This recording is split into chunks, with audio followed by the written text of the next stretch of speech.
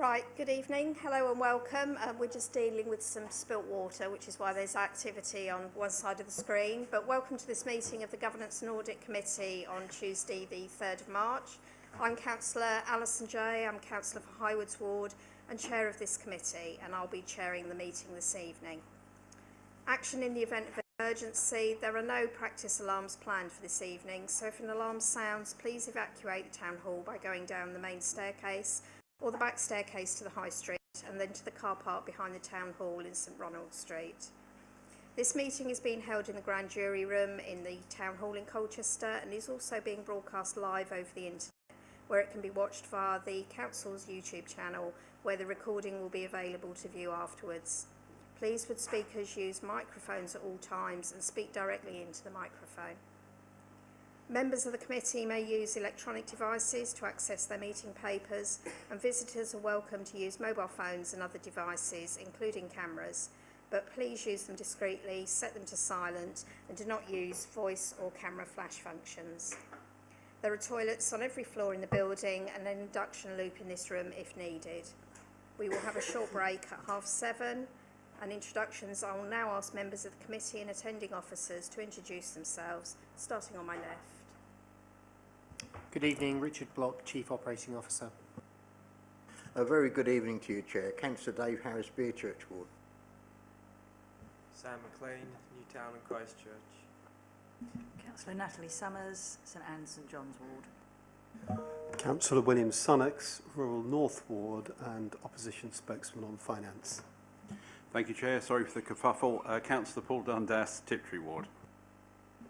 Good evening, it's Chris Waite, Director of Assets for Colchester Borough Homes. Good evening, Philip Sullivan, Chief Exec at Colchester Borough Homes and Strategic Lead for Housing for the City Council. Matthew Evans, Democratic Circle. Thank you all very much and welcome, and we've got apologies from Councillor Sarah Naylor. She'll be along to the meeting in about 15 minutes. Item 2, substitutions. There are no substitutions this evening. And item 3, urgent items. We're not aware of any urgent items to be dealt with.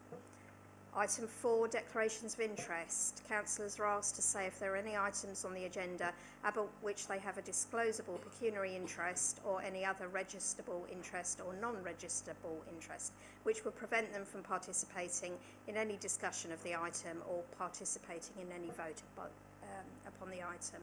Have I got any interest declarations? None. Minutes of the previous meeting. Can you confirm that the minutes of the meetings held on the 18th of November 2025 and 20th of January 2026 are a correct record and all notes requested are there? Yes, confirmed, agreed. Item 6, have your say. We've had no registrations for have your say this evening. So we'll move on to our first item, which is the social housing landlord performance for quarter 3 2025-26, where we'll consider a report demonstrating compliance and delivery of the Regulator of Social Housing's consumer and rent standards. We have Philip Sullivan and Chris Waite here. Esme Cole has actually sent her apologies this evening. Philip, if you'd like to lead the... Thank you very much. This is the quarter 3 landlord performance report. Chris will start off with some specific performance updates and then I'll come back in. Thank you, Chair. Thank you, Philip. So there is a summary of the Q3 performance in Appendix 1 of the documents, but I just wanted to pull out a few key points today. Performance on compliance remains strong across all the 6 key areas. Electrical safety is the current main focus for the team at CBH because that's down at 98.48. But we're working with the contractor who's brought on additional resources to cope with that, and our team will also provide additional administrative support to assist with their document management, and we expect to be in a much better position coming into April. There's a point there that there was 3 outstanding high-risk fire risk safety actions. That's down at 0 now, which is good news. We're also in a positive position with our repairs as customer satisfaction is above target at 91.88, and repairs completed in time is also above target at 94.37. Moving on to decent homes, at Q3 we're at 3.84% non-decent, but as of today we've made significant progress here and we're down to 0.7% and expecting to get lower by year end.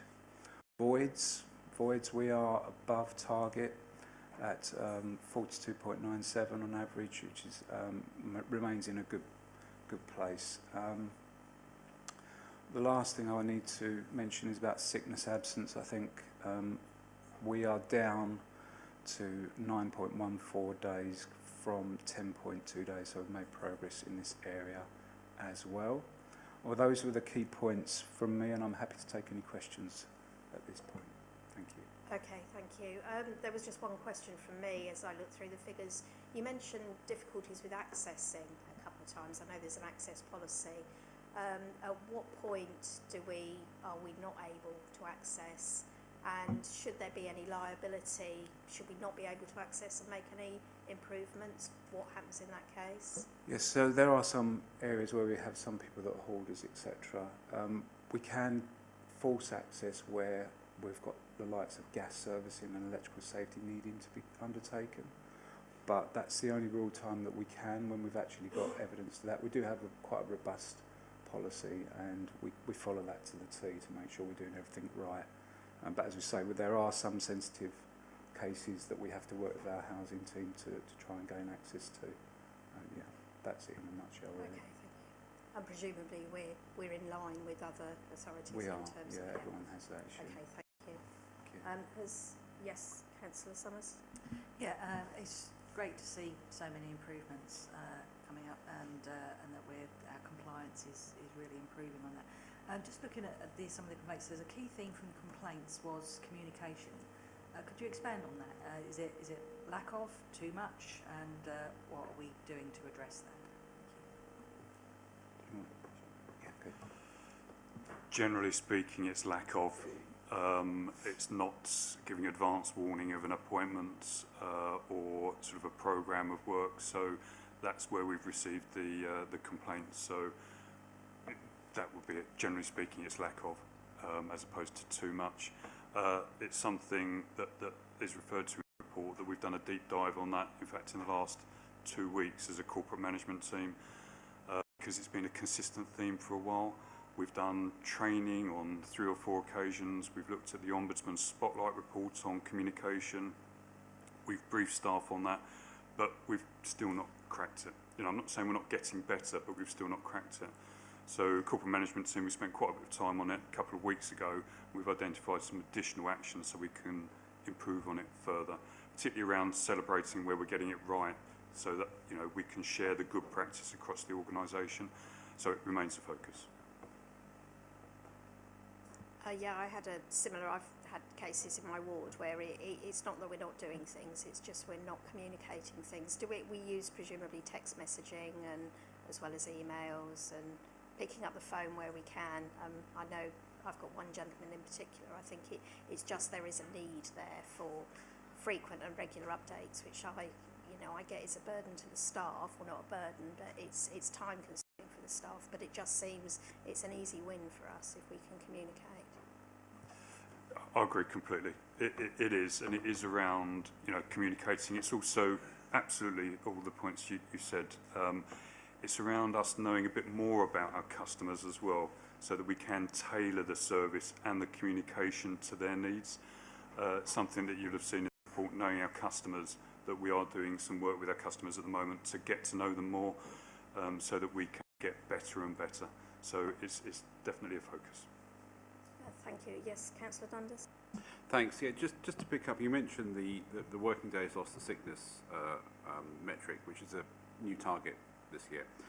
Current target 10.6, which we've achieved 9.19 against, and next year's target 9.0. How does that compare to the wider council, Colchester City Council in general, and how does that compare to other social housing providers? So in terms of the council, my understanding is we're broadly similar now. My understanding again is CBH were higher. We had a higher sickness rate overall than the City Council. I think we're broadly similar now. In terms of other social housing providers, I have seen that information, but I don't recall, so it's something we can come back with if that's okay and provide that feedback.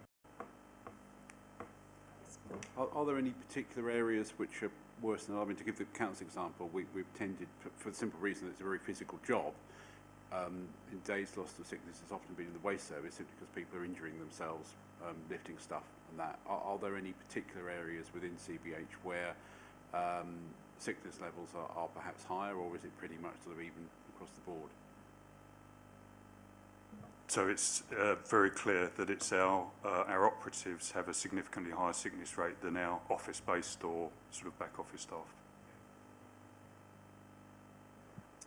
Have I got any questions? Yes, Councillor Harris. Thank you, Chair. Thank you very much. Yeah, a couple of questions really. First thing I would say first of all is that the performance looks very good. It's obviously well monitored and well under control. I noticed the ombudsman complaints. They're listed and they are what they are. If people complain about something, they've got every right to take it to the ombudsman within their rules. And it seems to be they're two very distinct complaints that come in that mark you down on the numbers coming in. One is pigeons on solar panels, which I'm sure you deal as much as you can, and also the mould and damp. That's what I've seen over the last year or so that comes in on the ombudsman complaints. Is there things happening behind the scenes that are actually going to cure the pigeons, these coverings up? Because I know that there's such a slow job to do and you have to wait for the nesting season and all that lot, but it's a slow task, and of course we stand the risk of ombudsman complaints coming in all the time on that, and the same with the mould and damp, and I'm sure you're acutely aware and I'm sure you can answer those. Yeah, I can give a bit of information on that. So we've completed works to over 330 properties and spent just under £600,000 on netting, which is the key thing that we need to do. And that's around the PV panels that we've got. And over the next 5 years, we've also committed nearly £1 million to tackle the remaining roofs. So we're on it. We're keen to make sure that we get to each of those panels and make sure that doesn't happen anymore. So, yeah. Just to follow on from that, Chair, if I may, I noticed modern solar panels have, instead of a gap underneath where birds can get underneath, they have a sloping face to them, whereas the ones we've got fitting on Cockspur Homes properties with the older style, is there any value in thinking about reinvesting, taking them off and changing them with these additions? Certainly when they come to the end of their lifespan, we would be doing something like that and making sure that everything's in place to prevent those pigeons from coming back. Yeah, definitely. Thank you. Councillor Sunnox, I think you had a question, no? Okay, so is everybody happy? We don't need to make any particular recommendations, just to note the updates on the reports tonight. Okay. I would just say I did attend a recent board meeting, and I know certainly that these performance statistics drive your action, and you're looking at them monthly. I thought that was really quite impressive. So thank you very much, and thank you for the clarity in the reports and your time this evening.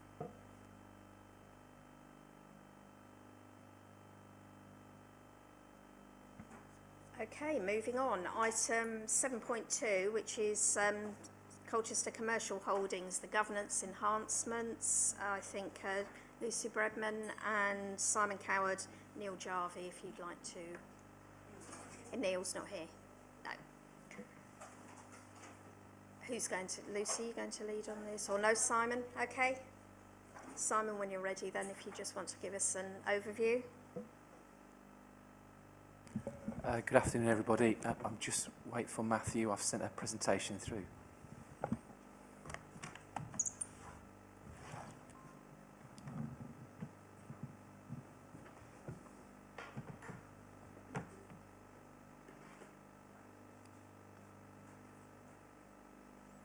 Okay, so Chair and Committee, I'll just take you through two sets of slides to cover off two aspects. The first relates to seeking to improve the governance of Amphora and specifically the CCHL board. And then the second is to make changes to the group and company structures. Matthew, next slide, please. And the next one. Okay, so in terms of governance, we have taken this to the CCHL board and socialised it widely and wanted to bring it here today to seek your guidance and recommendations. So there's 3 parts to the governance proposal. The first is that we create a balanced board, to have an independent chair, to have 4 councillors, and then to have a number of business sector advisors and associated working groups, very much following the model of CBH. The second is to refocus the GNA committee and scrutiny panel regarding Amphora, and I'll go into the next slide in more detail on that. And then the third is to ensure that we're undertaking annual board effectiveness reviews. And again, we are taking the best practice, good practice of CBH in that regard. Next slide, please, Matthew.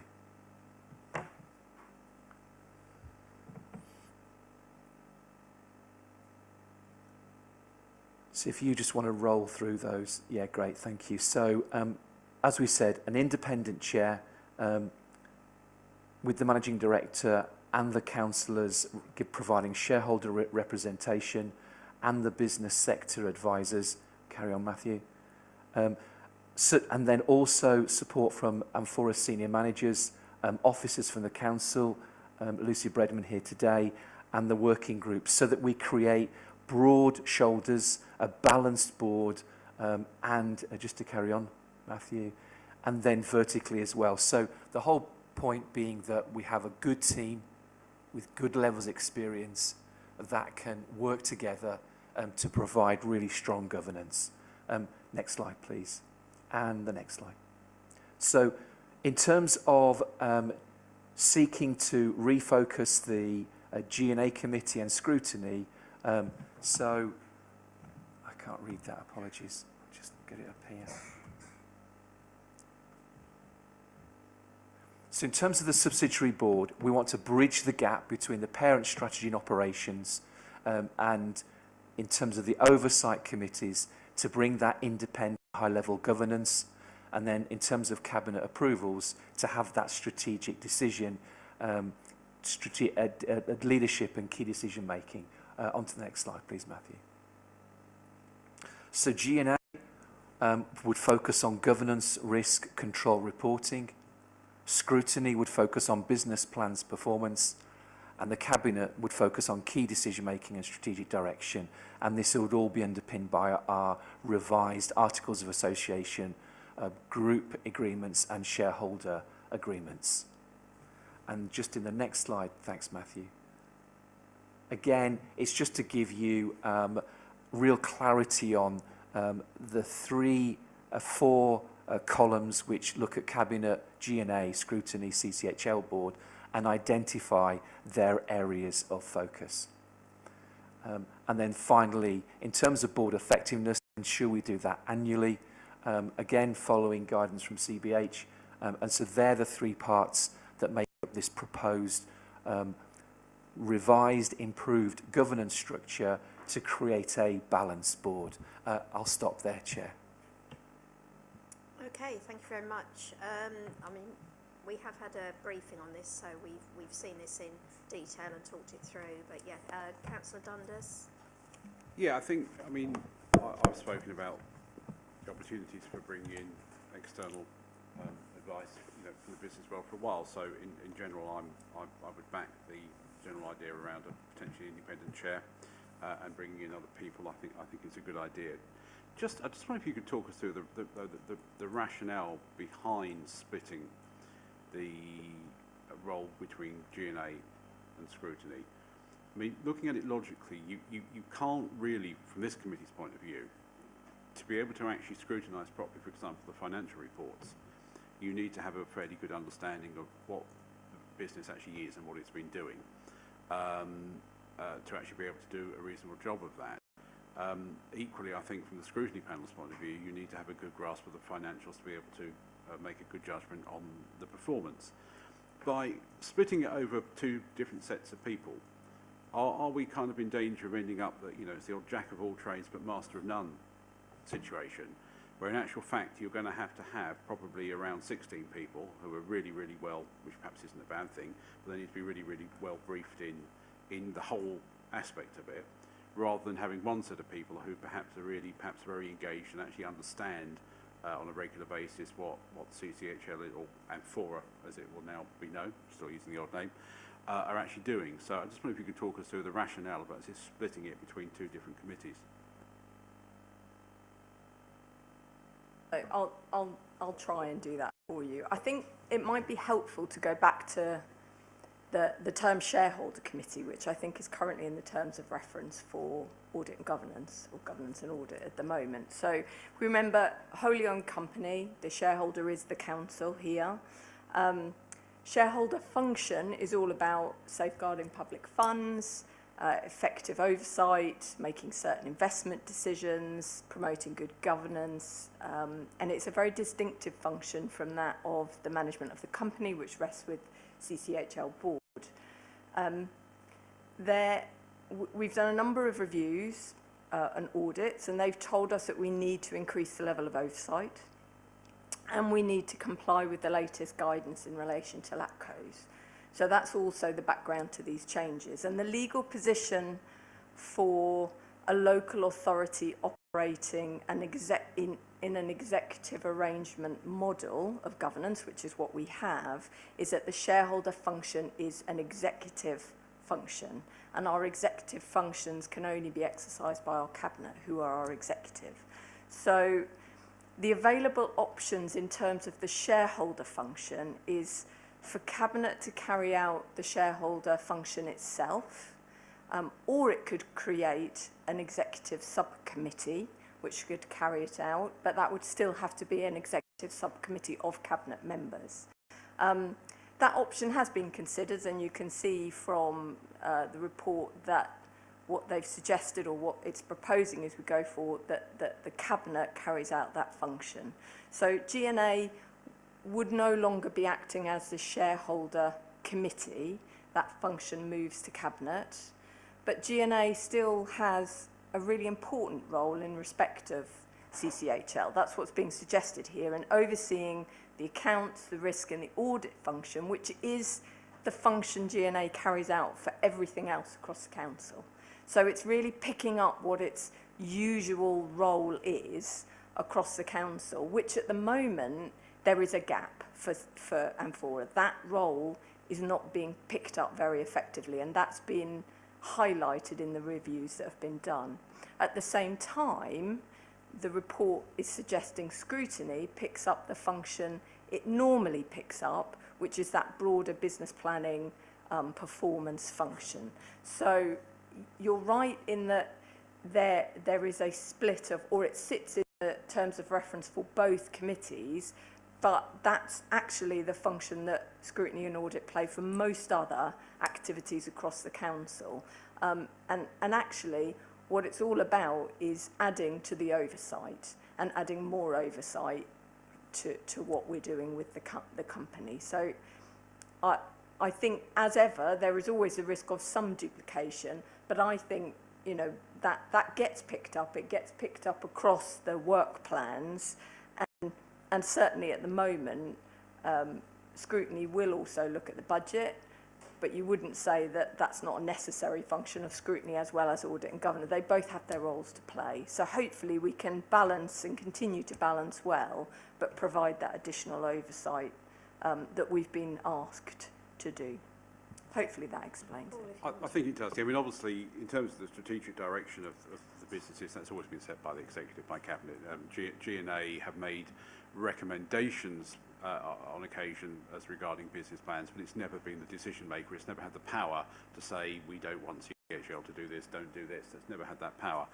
I just want to make sure that when G&A, whoever is here, is looking at the risk and audit and the accounts, I do think it's important that the business plans do still come with those to G&A, because you cannot do a detailed scrutiny of a set of accounts. You know, if I'm a shareholder in a company, be it one on the FTSE 100 or something, when I get the annual report through, I get a business plan and an annual report together with the financials. So I just want to be reassured that this committee will still see the business plans and the details, because otherwise they will not be able to do a very good job of being able to interpret the financials. That's really my concern. Okay, you. Yeah, do you want to I think respond I'm sure that would be absolutely fine. Yeah, no, and I'd agree with that. I think, can I ask Councillor McLean first, I think? Thank you. Please can it be explained to me why the business plan goes to the scrutiny panel first when that panel's run by the opposition? Thanks. So again, scrutiny is about playing a critical friend role into Cabinet. So the idea is that it would go into scrutiny for the scrutiny panel to look at the plans, to give oversight, to play critical friend to Cabinet, to make recommendations if it didn't. It's about public transparency and input. A really, really important function of a democratic council. Yeah. Sorry, just to add as well, both of our key committees that provide oversight, governance and audit and scrutiny, should be apolitical. I know that sometimes is difficult, but if you look at all of the relevant kind of guidance in terms of how they should operate, and effective, both governance and audit and scrutiny should be apolitical areas. So I think we just need to hold that as well. I recognise that at points in time it can creep in. As officers, we'd advise you it shouldn't, because these are committees that are supposed to perform a particular function that is not based around politics. Sam, did you want to come back? Yeah, on the transparency, does G&A not already serve that function? It absolutely can do, but again, I think it's just what this is proposing is a slightly different focus. So G&A, taking the point that you might want to see business plans, you will see budgets, you will see accounts, your focus, as with most of your focus, will be on the governance, the risk, the audit side of things, and scrutiny will pick up the focus of the business planning and performance. But again, that's not stopping either panel that wants to look at anything it can look at can include that in their work plan. That's just the normal way it works. Thank you. Councillor Sannox, did you want to come in first? Or? Just on the Yeah, if you want to respond on this that. subject, just for clarity, all panels are politically balanced in the same way, reflecting the current makeup of the council, including G&A and including scrutiny. Scrutiny is not controlled by the opposition. It happens to be chaired by a member of the opposition at the moment. The opposition does not have a majority on it. Thank you. Councillor Sannox? Yes, I welcome the appointment of an independent chair. And I think we just need to go back at this sort of moment to looking at how a company is meant to work. And everyone's going to say that a LATCO, it's in the public sector and it's in the local authority, and local authorities are different, but they're not different. We're trying to run businesses here. And the way businesses have been proved to run best is by being pointy, in that they have someone in charge and then they have a board to supervise that someone in charge. And that's it. We are, as usual, putting layer after layer on top of it. We've now got 3 committees and the whole council on top. And we're getting top heavy. We're getting too many people involved with no one responsible. Everyone meddling, no one responsible. And I think that this is a very good symptom of what we do with a lot of things. Every time I look, there's another bunch of quangos, another bunch of bodies, another bunch of complication being done. And what's really surprised me is when I pointed it out, everyone said, well, that's absolutely wonderful, because we're getting more democracy, we're getting more involvement. But if we're setting up a company to be efficient, we should run it as companies run efficiently. So I really question this. We haven't seen the articles, we haven't seen what unusual things you're going to put in there. So we would like to know about that. And we've also got to watch out. I think that what we're doing is we're developing an upside-down pyramid, where we've got a few people running a relatively modest-sized business, and we've got this huge erection, the upside-down pyramid on top of it. We need to get it the right way up pyramid with proportional supervision. And I would argue that we've been told we need more scrutiny or whatever of it. Excellent, but you don't get that by having so many people involved. You get it by having fewer people properly focused. Then my last point is that if you're going to take away the business side from Governance Audit Committee, I would recommend you took it away completely from Governance Audit Committee. No way I want to sit here going through process, ticking boxes when I don't understand the business. You need to understand the whole business to approve accounts. It's not a box-ticking process. It's not. You've got to understand the business. You've got to understand whether those accounts are showing a true and fair view. So take it away from Governance Audit Committee, by all means, completely. But don't expect us to sit there ticking boxes when we haven't seen the business plan. We don't know what it's about. The same point as Councillor Dundas made. Lucy, did you want to? I would just be repeating what I've already said. I absolutely acknowledge the balanced approach. I think this is a balanced approach. I think this is exactly what we've been told by SITFA and by the audits that should be the approach. I think there's examples across the whole country where there are councils, companies that have performed badly and have not had the right level of scrutiny, which is why I'm not saying that's ours. I'm just saying we're being advised to strengthen the approach. That's what we're suggesting in I would say a balanced way, but appreciate your points. Just to add to the point, I understand completely where you're coming from, Councillor Sunnox, in terms of how businesses should operate and the private sector should operate. I think the key differential is this is a council-owned company, and as such, if this company does run into issues and risks and problems and financial distress, it comes directly back to the shareholder, to the council, and that's public money. And ultimately, that's why it's a different type of governance that's needed, because ultimately risks that crystallise in this company will actually feed through to the council and ultimately the budgets we have to spend on public services. Yes, I do. Thank you very much, Chair. The first thing I'd say is thank you, Lucy and Simon, and yourself, Chair, for arranging the briefing recently, because that cut through a lot of the red tape that told us why, wherefore and how. And for me, I'm well on side with the recommendations. I was going to say exactly what Rich just said about the fact we're not a business, we're a local authority. It's as simple as that, and we run by slightly different rules than a normal business and profit and loss. So for me, I'm supportive of this. I understand other people have reservations, but I'm looking at the fine point here when we look at the fact that we're making a balanced, this is what they're proposing here, a balanced board, and for me that's sensible to do, and the way you've described it here seems sensible. We've got local government reform coming up in the fullness of time. I don't know when, I don't know where, but it's going to happen, it will happen, and this sets us up nicely for that, doesn't it? And I'd like you, if you could respond to that. I do think that we're set up correctly for working across there.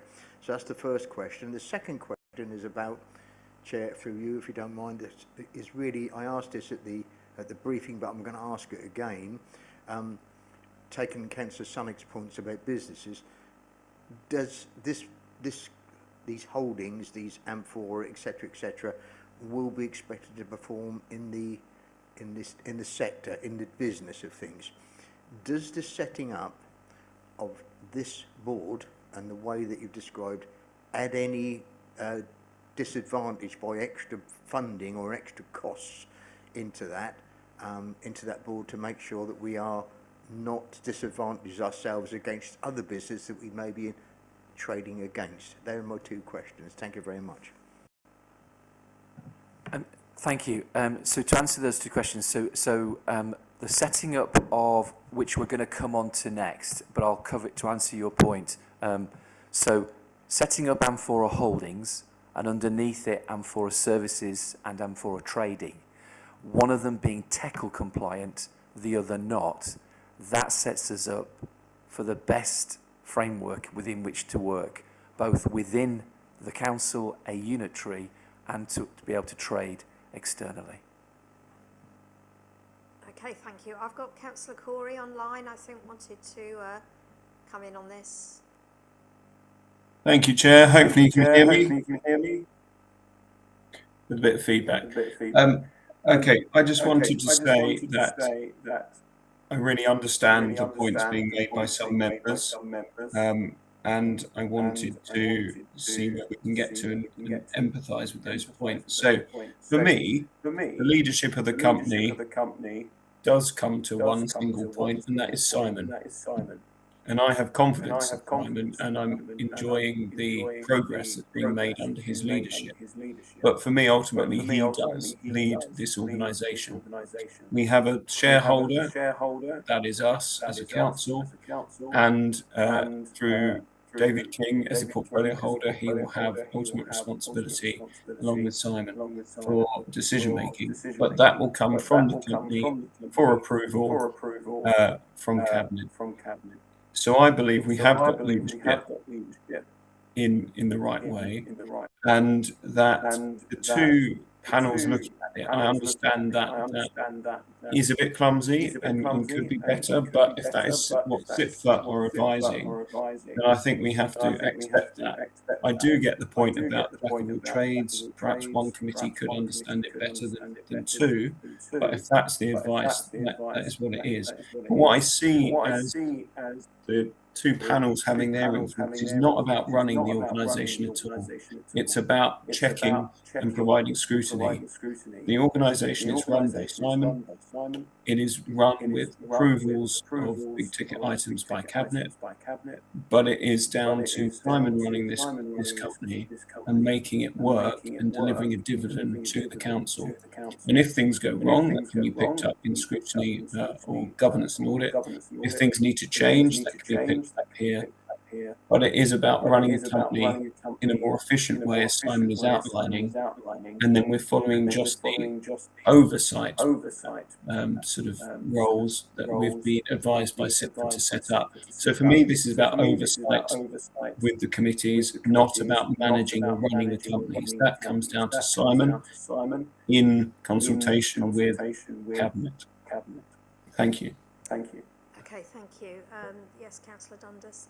Yeah, briefly to pick up on profit and loss, of course, these companies are set up for profit and loss. That's why they were set up in the first place, and that's why they are separated out from the rest of the more service-orientated council. Otherwise, we wouldn't separate them if they're all doing exactly the same thing. But I do get the point around oversight.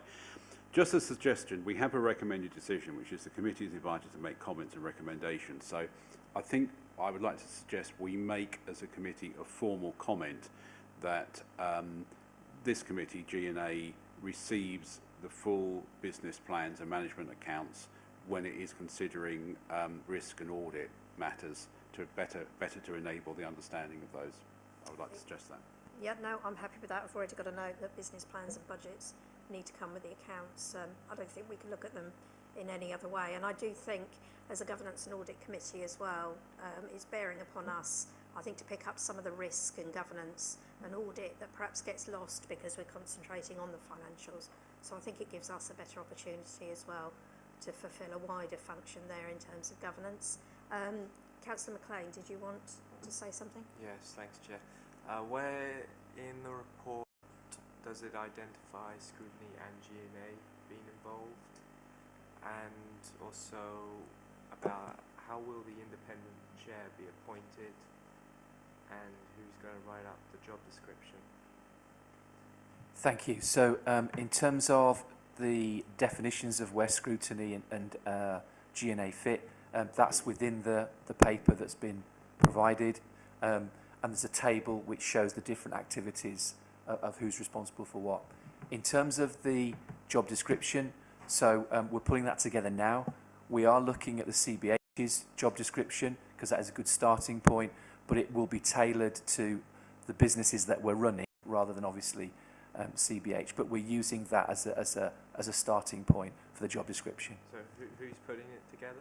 So we'll put that together as the company, and then we will liaise appropriately with the council to ensure that we recruit the right person under the right terms and conditions. Okay, so subject to the suggested recommendation, are we all happy to move on? Okay, Simon, do you want to pick up the point about the restructure then of CCHL? Yeah. Thank you, Chair. Matthew, could you pull the slides up? Thank you. So just to run through, the proposal is to, if I mention it at the front, it's the same slides. Sorry. I just didn't do the last 3 slides. So we're removing the name Colchester. And so the company will be called Amphora Holdings, Amphora Services, Amphora Trading. And obviously, speaking to an earlier comment from Councillor, we want to prepare ourselves for reaching beyond Colchester with our various products and services. Thank you. Next slide, please, Matthew. Thanks. So, yeah, so let me just pull it up here. Okay, so the first step is to set up Amphora Services. That would be a TECL compliant business. TECL compliance means that more than 80% of the business's trading is done with the council, with its shareholder. We propose to reuse hibernated kale. So we pick up on guidance from GNA in the last meeting that we tidy up kale and Carl, and so we would reuse Carl to facilitate Amphora Services. That would allow us then for the grounds maintenance contract that would hopefully arrive 1st of November, we could put that contract within the TECL compliant business. So this would ease procurement processes. The council would be able to directly give the contract to Amphora Services. The existing company, Cattle, Colchester Amphora Trading, will be renamed Amphora Trading, and that will focus on contracts with external organisations. As we've said, we would remove the word Colchester. The opportunity we then have with Amphora Services, because it is solely trading with the council, it should be able to secure mutual trading status. It is given by HMRC, and we're going through the process of understanding what's involved in that now. But fundamentally, it would be a smart way to ensure effective tax mitigation. In order to undertake all of this, obviously we're seeking your recommendation and approval of Cabinet. We are taking in parallel with this legal and tax advice. So that really in summary would ensure we would have due focus on TECL compliance and on tax mitigation, which have been 2 issues that we've been grappling with while I've been here and previously. And the goal would be to implement these changes by the 31st of March so that from the 1st of April we can gain the full benefits of this. And so the slide just gives you the very basis of the structure, Amphora Holdings, and underneath it Amphora Services and Amphora Trading. Thank you, Chair. Okay, thank you very much. Councillor Dundas. Yeah, thank you. I mean, the general tidy up, I think, is something, you know, I would back, and I understand the rationale behind the name change. Who knows? Perhaps the unitary could be called Amphora Council. I don't know. Bring it all into line. We're going to need a name after all. Just on could you just perhaps talk through for the benefit of the committee the actual the actual implications of the mutual trading status? I mean, I don't know, perhaps I shouldn't say this, but looking at the street care, you know, the gardening, which was with ID Birdie or currently with ID Birdie contract, you know, we know that there are challenges around that and actually making any money out of it. I mean, being absolutely logical, one of the ways to do it is frankly to make a whopping loss on that, which offsets where you are making money, basically meaning no corporation tax bill. Is that what we're trying to do, to be frank? So the first goal is we need to follow procurement, and therefore we need to be a TECL compliant business to receive that grounds maintenance contract. So that's number one. And setting up Amphora Services means we will achieve that. So that is the primary goal and focus. There are secondary benefits, and one of the secondary benefits is by putting all contracts with the council through this, we will remove tax from Amphora services. And that will therefore help us with, yes, this is going to be a tight focus on grounds maintenance. There isn't lots of money to be made from this contract. Therefore, we need to use all the tools at our disposal, and these are two of those tools that we'll be able to use. Yes, Councillor Sunnock. Yes, I'm interested in the mutual trading status. I always thought a mutual was a company owned by its customers or its members or someone. Seems completely inconsistent with this being a wholly owned subsidiary of CCHL, Amphora Holdings. There we are, I'm getting there. So I question, I mean, it sounds a wonderful wheeze, but it sounds quite complicated to try and I appreciate the intention of what you're trying to do. I'd also be, just carrying on from the other point, very interested to understand if we make a loss on the ID Verdi contract, and I gather that there's a hard number being put on it. I think there's a hard number being put on. I won't say what it is in the public forum. There's a hard number. If you exceed that, you make a loss. Who's going to fund that loss? And then which committee? This is critical. Which committee then decides whether to fund that loss? Is it the Governance and Audit? Is it the Scrutiny Panel? Is it the Cabinet? Is it full Council? So, and again, we haven't seen the articles, so we don't know that yet. And again, I come back to the point, we've got such a lot of diffusion there. If there is a loss, it'll have to be funded. We wouldn't ever let a council subsidiary go into trouble. So it sounds as if there's quite a lot of work to do. And it sounds as if particularly the Teckle company will be very much part of the council.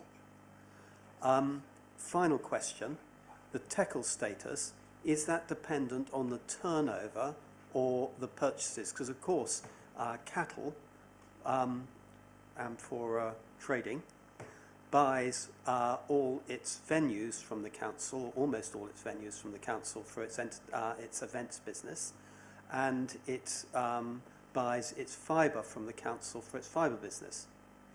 So in a way, is that a Teckle company too, and is it really an independent company? Sorry, a few tangled questions in there. So to pick up your first question, Councillor Sunnock, so in terms of has this been done before? Yes. Are we taking tax advice from experts who have done this before? Yes. So they are absolutely clear this is a standard approach for a LATCO to be able to do mutual trading. And there are a number of councils, city councils, etc., who are following this process. So the expert we are using has done this multiple times before. We will be taking that tax advice. We will be happy to share that advice, so we will do that appropriately. In terms of, you've mentioned it twice, and we will pick this up, is I'm very happy to bring the Articles of Association, so as soon as they are completed, we can bring them to a G&A committee, even the one on 23rd, where we will be coming anyway, so we can add that, so that you'll be able to see that. In terms of trading, so the Teckle company, the whole focus is around trading revenue.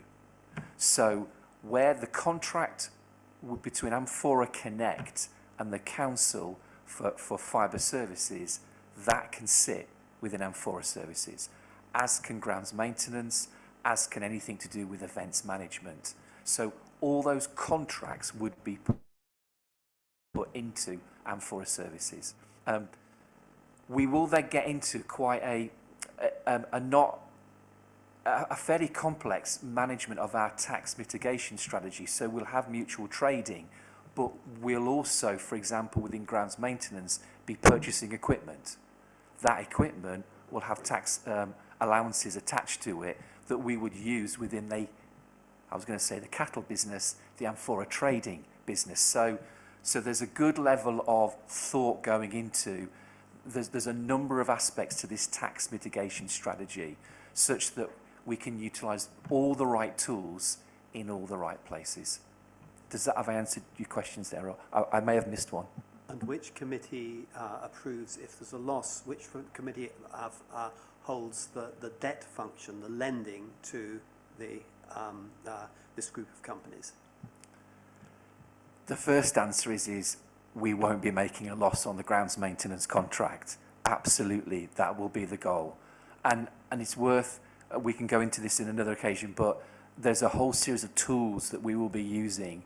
The ID Verdi, I think we can both learn from ID Verdi and develop new aspects of how we can work together to produce that efficient solution. I'm kind of going to go to Lucy in terms of which one it will be. Just before I do that, I would say there are areas where we are making surpluses, and so we will need to look at how to utilise them, and in some cases it may be that loss-making activities are covered through those profit-making activities.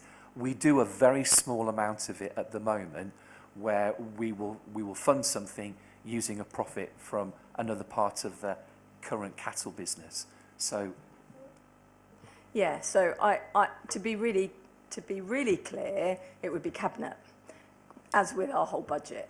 But what I would say is that one of the benefits of bringing grounds maintenance in to our Teckle company is that we work in a completely different way. We work in partnership.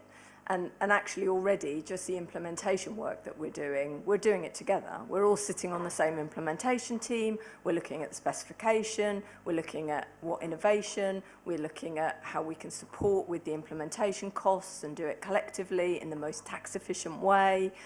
We will probably quite quickly and early be looking at other services that we might have duplication, which Amphora might be interested in looking at doing much more efficiently and effectively for us in the future. So it's just a partnership approach. And like with any of our services, we'll know quite quickly if we're struggling to manage within the budget we have.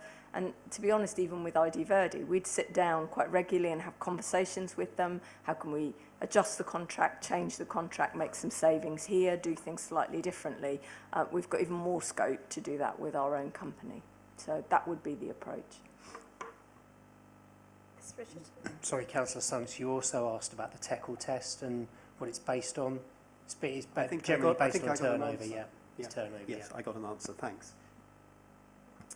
Okay, so has anybody got any further questions or any recommendations, or are we happy to accept the reports presented?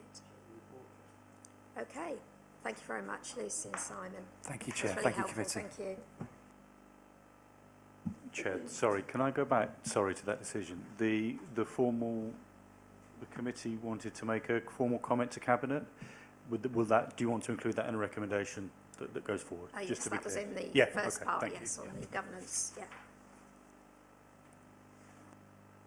Okay, so item 8 is the Q3 budget monitoring. We'll consider a report setting out the 2024 General Fund and Housing Revenue account positions for both revenue and capital as at the 31st of December 2024. We have online portfolio holder Councillor Corey, Anna D'Alessandro, our interim Section 151 officer, and Naj Sankhira, the senior finance business partner. I don't know who wants to lead on this. Anna, do you want to give an overview? Naj will lead. Lovely. Okay, Naj. Thank you, Chair. Good evening, everyone. Good evening, everyone. I'll just bring up the screen for yourselves.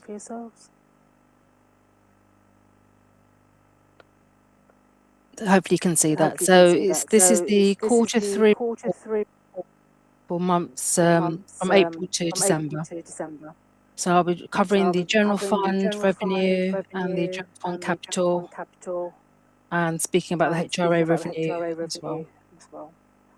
So as at Q3, the Council is projecting a net surplus of 0.2 million. Service level is an overspend of 2.2 million after the application of 4.7 million in reserves.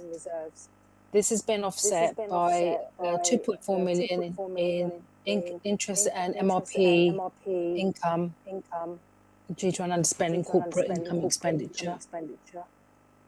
The general fund capital in quarter two was the programme was predicted to be 3.1 million, but this has been reprofiled, and the revised budget for quarter three is 26 million.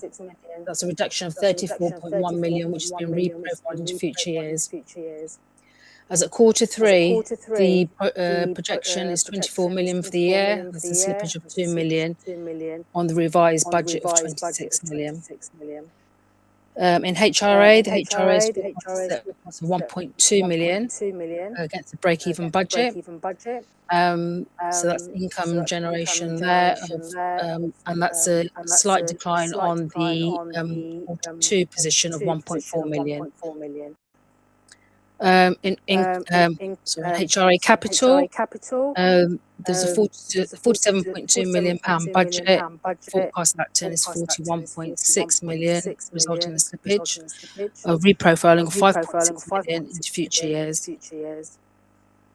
But this is an increase of 1.2 million on the quarter two projections.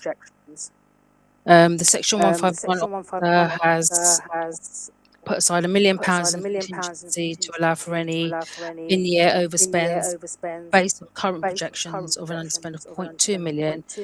It looks like this contingency will no longer be required, and we can roll it into future years. If I just refer now to the summary report here, this shows each cluster, each area, and the movements from quarter three to quarter two, and the movement. So as we can see here, that there's been a better position of 0.3 million in the total service area, and in total corporate area is a favourable position of 1.3 million, showing a overall movement from quarter two to quarter three of circa 1.6 million. This is predominantly driven by an overspend service area of 2.2 million, offset by 2.4 million in the interest payables on borrowing and MRP, showing us a net position of an underspend of 200,000 to quarter three. This is driven by various movements, predominantly in modern city services. We've got some overspends on staffing and income pressures. On corporate landlord, we've got an overspend also on staffing, offset by some rent rebates. In corporate services, overspend on staffing on various departments, including finance and governance and operational benefits. In Joy Colchester's overspending by 0.4 million. That's due to a reduction in footfall in the pools and the leisure centre. So there's a reduction in income there. Place and Prosperity, there's been an increase of 0.4 million. That's due to an increased parking and PCN income and some additional staff savings. ICT is overspending by 0.1 million. That's due to staffing pressures and also some underachievement of land income. Housing and Wellbeing, there's a pressure of circa 0.5 million. That's due to temporary accommodation pressures. Some bereavement service pressures as well, which has been offset by some grant applications. In corporate income and expenditure, there's additional 2.4 million underspend, and this is due to interest payable and MRP costs being more favourable due to lower interest rates on borrowing and the application of capital receipts. Naj, can I just pause you? And there's various slides referring to each of those areas. If we move on to the summary for the capital programme.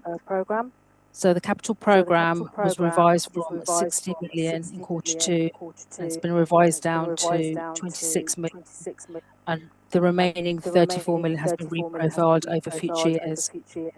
of that 26 million, the forecast is to spend 24 million, of which 2 million is being reprofiled into future years.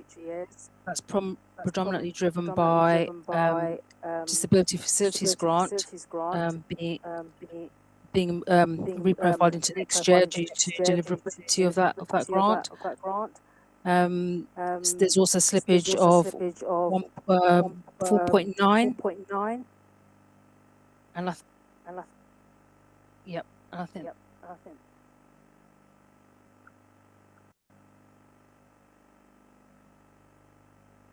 sorry, Yeah, you okay there? It's just we're getting, I think people online are getting some feedback. okay. And, So was I, so I had to take my headphones off. Yeah, that might be easier. We're not getting it completely clear either. It's very bad online, Alison. Yeah, is that okay? I don't think there's anything we can do about that, but maybe, Naj, I think we've all looked at the slides, or we should have looked at the slides and the reports. So if we perhaps just pause and pick up some questions, and then we could always come back to the detail. Yeah, Councillor Dundas. Thanks. I hope you can hear me. I'll do my best and shout or wave. Just to recap where we are, just to check we're getting our heads round things correctly.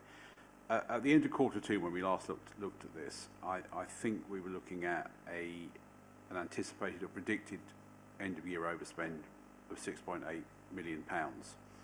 But that has some positive direction, and as I understand it, we are now predicting an overspend of just under £4.5 million, and it's improved chiefly due to, as you summarised, reduction in MRP and things from capital receipts, some slippage in the capital programme or reprofiling, which quite familiar, have discussed that before over many years, and also we know from past experience that perhaps in some people's eyes somewhat perversely, the council actually benefits from periods of higher interest rates.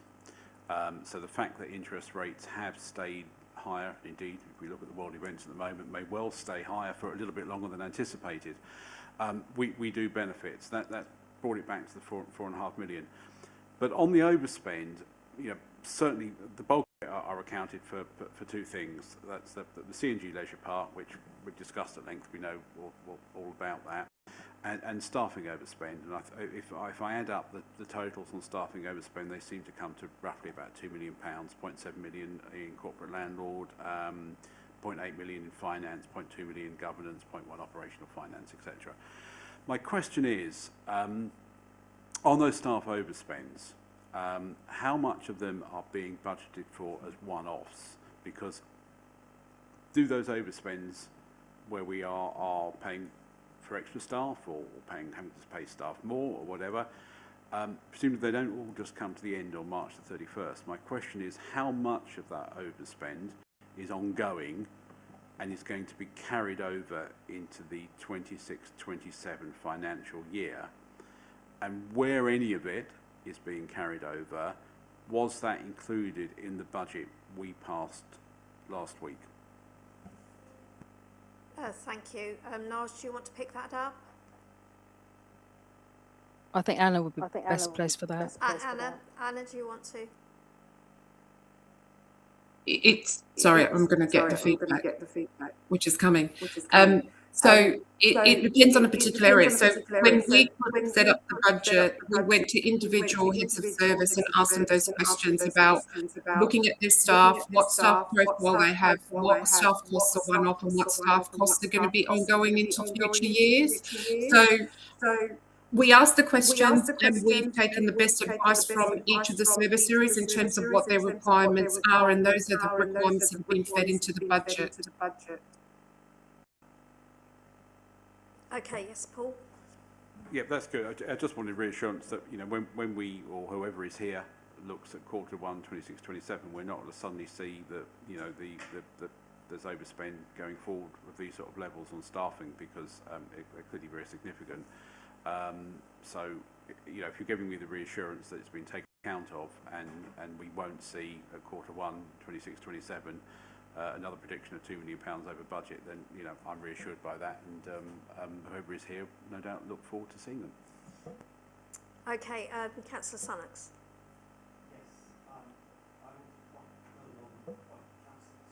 I want to build on the point that Councillor Dundas has very politely put. It's really difficult to see because we always compare budget to budget in subjective form, okay, in one way of breaking the costs down, and then we compare actual to budget in the actual results and the monitoring reports during the year. And it's really, really difficult to link the two together. And this is why I think that we've gone and based our budget off last year's budget and not off what we're actually going to spend this year. So I think there's a very good chance that we're actually starting next year 2 million behind, and we'll see that coming through. And my request is that we start making sure we can see the reporting. We have yet to have a budget in departmental format. And that seems to be an absolute fundamental, particularly when the budget is built bottom up. And we're saying that it's the departments who've given reassurance to the Section 151 on that their staff costs are right. But we haven't yet seen a departmental budget. We haven't seen a breakdown of the budget by department. All we've seen is a breakdown by the subject, by whether it's salary or property costs or whatever costs it is. We got that breakdown, but not by department. And that was a real big concern that we've actually got by into the budget. The other thing is that the big variances are coming through in the finance costs. But the finance costs, we haven't got a proper breakdown of the finance costs in the budget. We know some of it's MRP, we know some of it's interest, we know some of it's intercompany with the HRA. And I think that's something we ought to be looking at. Are we charging the HRA straight up and down on interest? If you add together all the interest paid and all the interest received and the MRP, and you look at what you would expect it to be, it comes out at 3, 4, 5 million different from what it is actually being reported in the budget as. So there's 3 requests. One is that we get the budget in departmental format. The second is that we get the actual results in subjective format. And the third is that we get a breakdown of financing costs in a recognisable format. Then we can sort of see where we are.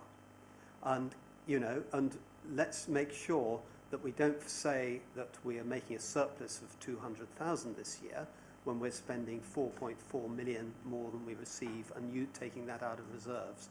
We've got to really keep our cash sense heads on and look at where we're spending more than we receive and where some of that will be once off, but some of it, particularly on staff costs, will be carried forward. So 3 big requests there, and I hope that fairly soon we'll see those figures. Anna, did you want to respond? With regards to the departmental budgets, of course, they will come as part of the reporting for next year. They're going on the system now, and they will be showed to you in the same way as the current 25-26 figures are. And the financing costs are being worked through in the usual manner. So all that information will appear as you would expect. Thank you very much. I had a similar question. I was actually going to ask Councillor Pearson to the table, which was really about the Fit for Future programme, which has been referenced a couple of times, and that some of the service level overspend has been offset by reserves, and we're looking at it in terms of the transformation. I just wondered if you got an update for us on where we were with the Fit for Future, and I understand it's going to be rolled into the sort of wider budget programme going forward, but if you can just update committee. Thank you, Chair. As our Section 151 officer has already indicated, Cabinet did a detailed analysis of all of its costs in anticipation of making savings around the Fit for the Future programme back in the late autumn, early winter. As a result of that, we came up with savings not only around what we do, but also who does it. That means that, unfortunately, there will be some staff strictures going forward. Those are currently being discussed.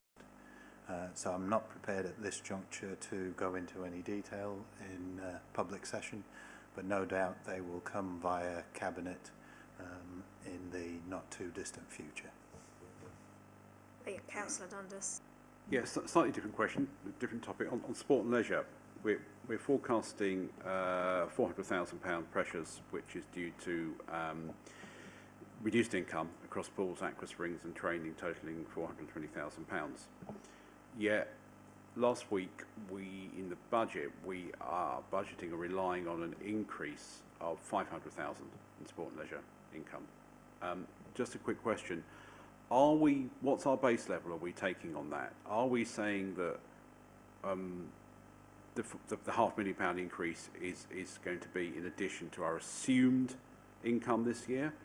Or is it going to be in addition to the actual income this year? Because if it's in addition to the assumed income, we are predicting therefore that we are in the next financial year we're going to improve our income by nearly £1 million, 900,000, 100,000 plus the £500,000. If it's in addition to if it's not in addition to that, obviously we're saying we predict we'll get back to where we expected to be this year plus £100,000. I just, for clarity, wanted to know which it is.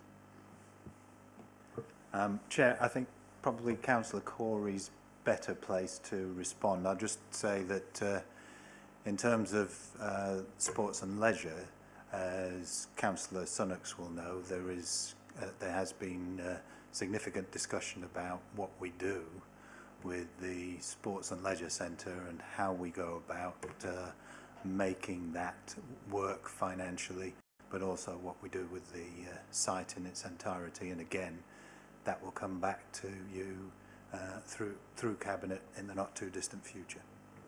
Okay, thank you. Councillor Corey, do you want to add something? Thank you, yeah, and I'm happy for Anna to follow up after my feedback has followed up. So I challenged with the Sport and Leisure team and with finance colleagues the income and the costs because we have not met all the income challenges over the last year for Sport and Leisure for a number of different reasons, and I've made it quite clear, as has Councillor Goss, that we're in a sort of turning around phase of Sport and Leisure. So we are spending money on it immediately, and we put into the budget the capital possibility up to about £8 million of spending a significant amount on ensuring we fix a number of the problems that we have. I was speaking with Patricia Barry today about the scope of that, and pretty much we agreed, and Councillor Pearson was there, and Councillor Goss last week, that the scope will be as open as possible. So that will be looking at all parts of Leisure World, what we can do to develop the best parts of it, and what we do with the parts that perhaps aren't economically viable or aren't the offer that we want to provide to the public. Going back to the figures, I was meeting with Anna and Neil Jarvie, who were looking into testing the information we were getting from the service. You probably will know we have changes within the service in terms of its leadership, and we have a new person currently, and we also did commission consultants to find out ways that we could legitimately raise income. So we have a number of things that come into this budget number, and a number of bits of testing that we did. So I challenged Neil on the figures that he thought were deliverable, and we have revised it down by approximately 100,000. We have taken inflationary and slightly above inflationary increases on things like court hire, from and hiring equipment, which has gone up from say £4 to £10, increases that are over inflation but are not budget busting. So we've also taken what consultants believe we can achieve in different offers, with membership, and different other ways we can get people into Leisure Well. But I'm very aware that I think there's an overhang, some issues with cleanliness and some repairs have or are taking place. And we are probably going to see that within year. So in a conversation with Alan today, we both agree that sports which remain our highest alert in terms of can we fully deliver on the challenged figures we have. We need some challenge. We need to ensure that the service are listening to support, that they do have a target we have to aim for. So at this point in time, we have a target for them to aim for. We have a contingency in place that we've talked about the draft budget, and when we're passing the budget scrutiny before, you know that we have that contingency in place, and that may be an area where we use it, but we would hope not. But for Anna and I, the two things that are most focused on in terms of figures this year will be sport and leisure and the continued pressure of temporary competition. Both of those are things that we will have to we keep an eye on, and we do everything we can, but it will be about through the door in both services. So thank you. Okay, thank you. Councillor Corey. Councillor Sunnox, did you want to add something? Oh, yeah, sorry, Paul. Oh, yeah, my apology. It was quite difficult to hear Councillor Corey. I think there's a good and4 opportunity to get that faster broadband out in Wivenhoe. But yeah, I still didn't quite hear it might have been in there, an answer to my question as to whether we are budgeting for a £900,000 increase, in other words, 500k increase next year, plus the 0.4 million of unexpected income we didn't get this year, or whether we are taking the actual income this year and saying we're going to increase that by 500,000. So there's two different figures. Is it 500,000 or is it 900,000? I take the point of the capital expenditure. However, the extra income we are saying is going to start, we start in 28 days' time for the next financial year. Those capital projects in reality are going to affect the income in future years, probably starting 27, 28 onwards, because they're going to take a little while to come to fruition. I don't think much of it's going to, it may come a little bit into 26, 27, but we know how long these things take. So my question really goes back to, are we predicting 500,000 or 900,000? Because it's not totally clear to me. Okay, Anna. What I can say to that question is that I challenged Neil on that as well, and Neil told me that the increase is on the lower base, not on the higher base. Okay, thank you very much. Has anybody else got anything? Yes, Councillor Sunnox. Yes, this goes back, and it sounds really so boring, doesn't it? Are we starting from last year's budget or last year's actual? And it sounds so technical and tedious, but it really is important. We've started all the savings discussed during the autumn were off last year's budget. Actually, it was off the wrong version of last year's budget, but that's where it started from. It did not start from this year's actual. And that's why I think we're going to get some big variances coming forward this year. And that's why it is so important that we start comparing, so that we can actually track things through between the budgets and the actuals properly. I think it's a fundamental thing that it sounds very boring, but it's a fundamental thing that we have to do as this committee, and we've got to judge the Fit for the Future programme off the actual number of staff reductions and proper cost savings that we make, and not off the number of properties we sell and the number of charges we increase. I have analysed the Fit for the Future programme. I've analysed all the pressures and all the costs. And when it comes to staff, it's slightly depressing this, for every saving we make, and there are some savings we're planning to make, there's a pressure that's popped up the other side. It's sort of like whack-a-mole. You whack down one bit and it pops up the other side. And so I think we've just got to be realistic about where we are and start reporting in a very much more comparable way. Richard. Yeah, if I can just come in to provide some reassurance to the committee, having been quite involved in the creation of the budget. The Senior Leadership Board took a very active role, as you'd expect us. And just to reassure, the budget that Council approved last week was not based on just a rollover of budget figures from last year. there was a very detailed exercise to explore pressures that were materialising during this financial year. Significant pressures were actually taken account of in the budget. Budgets were increased accordingly, and additional savings were also identified through that process, just to provide reassurance. Okay, thank you. Well, yeah, I was just going to suggest, Chair, that the committee has further finances on its agenda on the 23rd of March, and perhaps it makes sense for Councillor Corey and the Section 151 officer just to firm up responses to the queries that have been raised this evening, because I'm sure that they are there, but rather than, because I don't have the figures in front of me, rather than responding off the cuff, I think it probably makes more sense for everyone to come with specific figures at the next committee meeting in just a couple of weeks' time.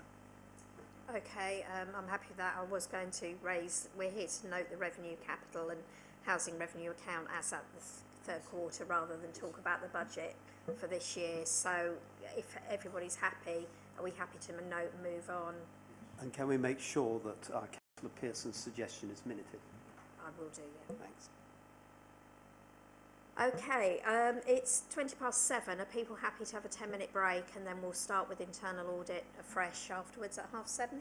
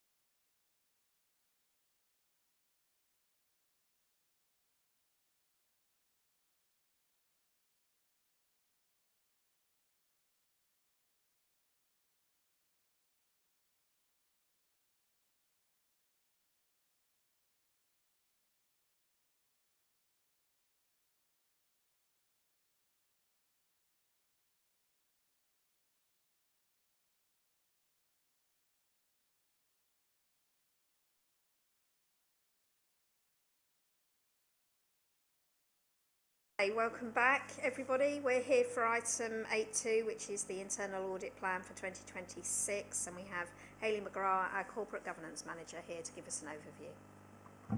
Thank you, Chair. So, as the Chair said, we've got the internal audit plan for 2026-27. We have a 3-year rolling programme with our internal audit process, but we give you an individual plan at the start of each year just to make sure that we have covered all of the key significant areas that will provide you with reassurance going forwards. In terms of the plan itself, it's set out at page 102 in the agenda, and that's the detail of the audits we're going to carry out or proposing to carry out in 26-27. I've had many discussions with our senior management team, both our heads of service and with board, in terms of ensuring that the audits that we've chosen for 26-27 will provide the assurances required. It's also been aligned with our strategic risk register, and our key strategic risk, and you've got a report coming to you at the next meeting, is cyber, and that's in the audit programme for next year to ensure that we are as on top of it as we can be and give a review of where we are so far.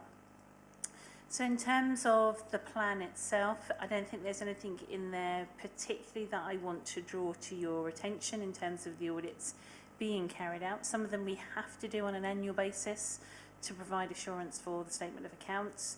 And there are some areas where we combine audits and provide assurance for both Colchester Borough Homes and Colchester Commercial Holdings, as they're currently known at the moment. So with Colchester Borough Homes, they have their own audit programme and plan with the same provider that we have, but there are some audits that we do jointly to provide assurance to both organisations. And with Colchester Commercial Holdings, we currently carry out a couple of audits within Colchester City Council's programme, including events, fibre, 3 and helpline, to provide assurance. But we also provide a number of days for Colchester Commercial Holdings to choose areas that they want to have audited that aren't necessarily reported to you straight away. They go through their reporting process to their board and then come to you as part of the 6-monthly reporting by tier. I am currently working with Simon, looking at how the audit programme for CCHL is carried out, and we're looking at a more dynamic process in terms of his own teams carrying out much more detailed management reviews, and then TIER's auditors coming in and doing an assessment of those reviews to provide assurance. That will give them greater coverage than just using 15 of TIER days on a 1 or 2 particular areas. So I'll be able to provide you with more detail on that and the next time I report the audit programme to you. So whether you've got any questions on the areas to be covered, or there's any areas that you think we should be considering for 26-27 that aren't on there, as obviously we do have the ability to change the programme as we go through the year, and that happens quite naturally sometimes because a service may be implementing a new change, which means it's not appropriate to audit them when we thought we were going to, so we do it a little bit of moving around. So any questions? Just a question from me is this really what's due and what's come out of the programming past years, or is it about current risk? I was just sort of surprised on the sort of ICT that we're looking at sort of the asset management rather than perhaps disaster recovery, mobile device management, which seems to fit more closely in with the cyber security. And again, with the business continuity planning, I think that's not for next year, that's the year after. I wondered, in view of sort of the current situation really, and the cyber risk and the way we're changing, whether that perhaps needed to be pulled forward. In terms of how we've set the risks for next year, what you can't see on this report is what we have recently audited. So some of those IT audits have been carried out in 24-25 and in 25-26. So cyber was done at the very end of 24-25 into the beginning of the current financial year, and we have those reports available. So if you wanted to see those, we can provide you with copies of them. In terms of the business continuity and disaster recovery, especially the IT disaster recovery, it's a key area that I'm working on with my IT colleagues. and our resilience officer is heavily involved in the IT disaster recovery plans. So there are some working groups at the moment looking at those issues, which all ties in with that cybersecurity side. So when we do the cybersecurity audit, some of that disaster recovery work will be in there as well, and we'll also include it in our normal business continuity audit later on. Okay, thank you. Councillor Dundas. Yeah, very, very briefly. Just we've spoken a little bit tonight about Leisure World, and I see that's in there. Firstly, just for clarity, the audit I assume will encompass all parts of Leisure World, so the Cowdrey Avenue site, Northern Sports Park, the Tiptree facilities. I don't know if any Mudo Road comes with the Leisure World or not now. Anyway, and secondly, will that look at things like we had a little bit of discussion about cleanliness and cleaning regimes and quality of maintenance and things like that? Will that encompass everything like that around Leisure World? So with regards to Leisure World, it's actually one of our annual audits. We do an audit of Leisure World every year because of the income that's generated via the facilities. So it's part of that assurance for the statements of accounts process because of the sums involved. And we look at different areas each year. So if we reviewed the whole of Leisure World every year, we would take up a lot of audit days. So we kind of pick issues or topics to review at each one. There's some general stuff that's done, so the income generation, making sure that those processes are correct, and then we look at different areas. So for example, one year we might look at some processes at Northern Gateway as opposed to the main Leisure World site or one of the other satellite sites. The internal audit won't pick up some of the issues that you're referring to in terms of some of those cleaning regimes and operating issues at Leisure World. However, that is being picked up as part of our health and safety processes. So our health and safety manager at the moment is working closely with Leisure World, looking at those issues and concerns that have been raised. There are people looking at those very specific issues, and they will be monitoring those going forward. So we will pick that up as part of our health and safety reviewing as we go forward, but it wouldn't be something that our internal auditors would do because it's more of a physical inspection process as opposed to looking at systems, policies and procedures. Councillor Summers. For some of the areas in the last audit that where we received limited sort of assurance or basically low rating, I mean, is the same schedule being kept for them, or are we thinking of moving or bringing more audits in for those, so we can keep a closer eye on those sort of areas? I was just thinking that stuff like that credit card use was flagged up last time, but I noticed it's not reviewed until sort of year after, so I was just wondering what the plans were with that. Absolutely. So what we try and do is where we have a limited assurance rating and occasionally a no assurance rating, we increase the frequency of the auditing. So something like the credit card usage, normally we may only review every 3 to 4 years because we only have a limited number of auditing days. So we have 300 days in total that we have to divide over all of our services. So we kind of do that risk assessment of where are our key risks, where do we have to focus, and then we have a rolling programme for the others. However, where we have an item where the level of the audit is much lower and it comes out as limited or low, we actually bring that forward. So the credit card usage, we're actually probably doing it earlier than we would have done before. So we have brought that forward. If there is a key issue, we do follow-up audits.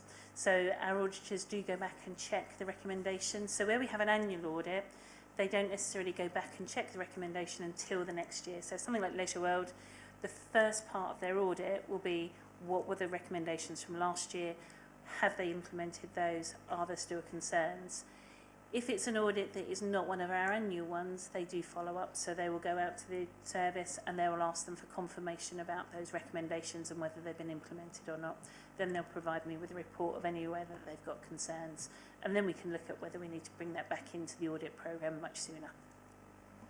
Thank you. Councillor Harris, I think you had a question. I have, thank you very much, Chair.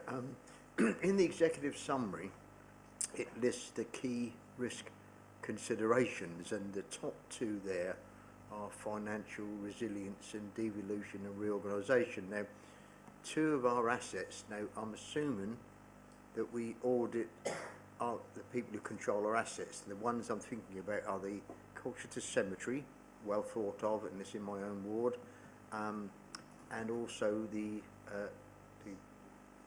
sports centre. Financial resilience to me sounds, and you've got a 3-year programme where the cemetery is being done in 2028, I noted there. The brick wall there, is that financial resilience talking about the asset per se? Because eventually that may be handed to new management, to a new council, to a new unitary, and it's deteriorating by the day. I see myself, because I drive by it every day or walk by it every day, and it needs some repairs.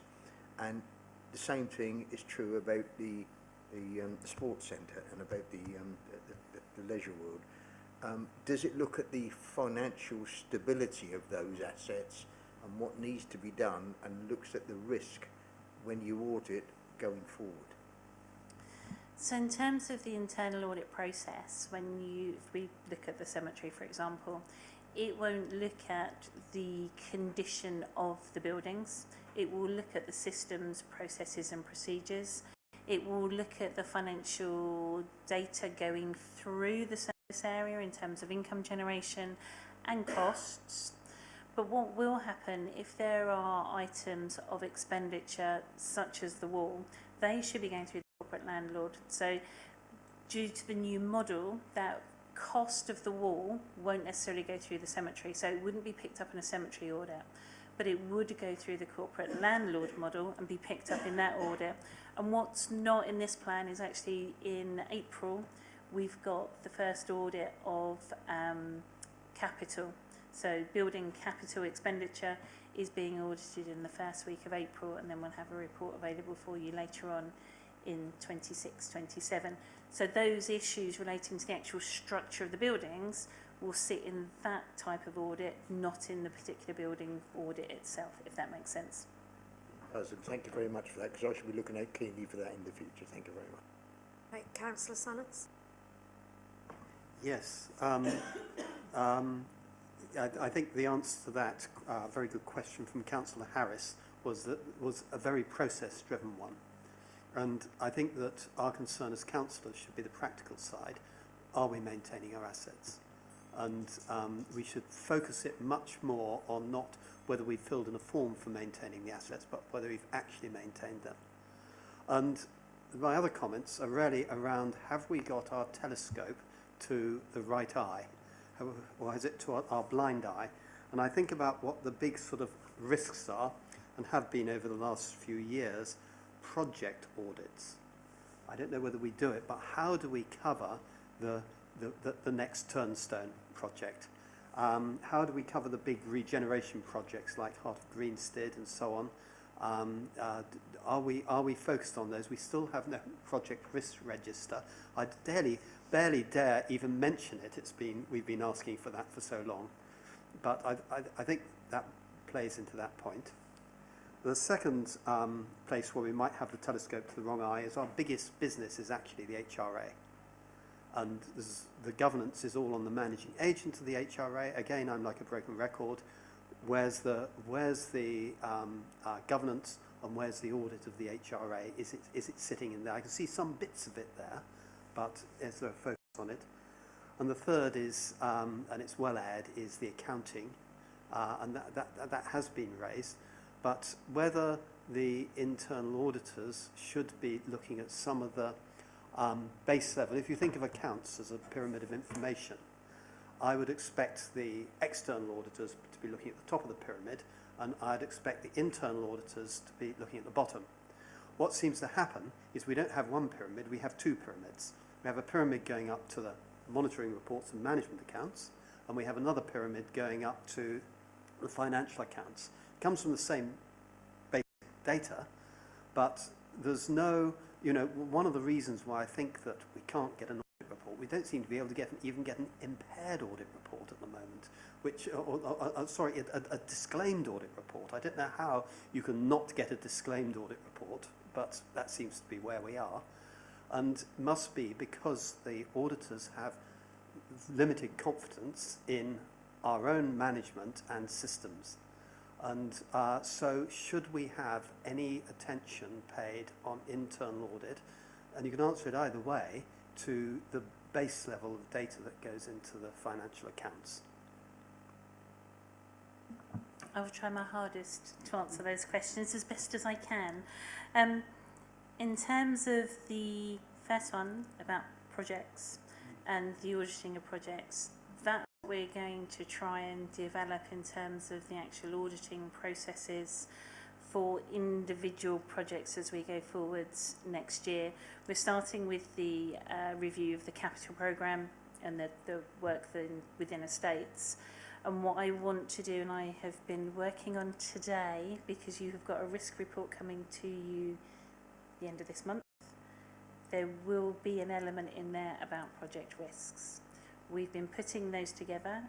What I would say is it probably won't be perfect first time round, but it will be a start for you in terms of getting some feedback from me about what you want to see, what you want to expand on, but there will be some details in there for you for that one. So hopefully that will give you a little bit of reassurance as we go forwards. And of course, the auditing side looks back over what's happened, the risk side looks forward to what might happen, but we do tie the two up, obviously, in terms of what the key risks are. I think, obviously, from the Turnstone point of view, there's been some additional work carried out with auditing what's happened with the Turnstone project. That will come to you at a later point, and we will then look at how we put together a programme to make sure those bigger projects give you more assurance as we go through, and we'll probably feed that into the risk process to give you that assurance. So, sorry, I've forgotten the second one. I've got the third one, HRA. So in terms of the HRA, obviously a lot of the work that we do for internal audit looks at individual areas. It doesn't look at the HRA in total. We do have the audit programme that CBH have. They look at their particular areas, and I'm quite happy to take that way to look at, see if we can do something to give you a bit more reassurance about the HRA in general, and look at what sort of thing we can put into an audit programme that gives you that assurance going forwards as much as we can. And in terms of the work with external audit, we do liaise with them on a regular basis, so they are fully aware of our audit programme. We give them the opportunity to comment on the audit programme before we put it together. We ask them what the key risks are. We take into account any issues that they've raised in their processes, and they have all of the internal audit reports that we produce as part of the year-end accounts process. We provide them with every single report. What they choose to do with that, obviously, I can't comment on. I can only comment on what we do with our internal audit process and reporting that to yourselves for assurance, and obviously then taking that further if you need to via the portfolio holder. With, as I say, with the external audit process, we give them the information. What they choose to do with it as part of their process is entirely obviously up to them, and I can't comment on that.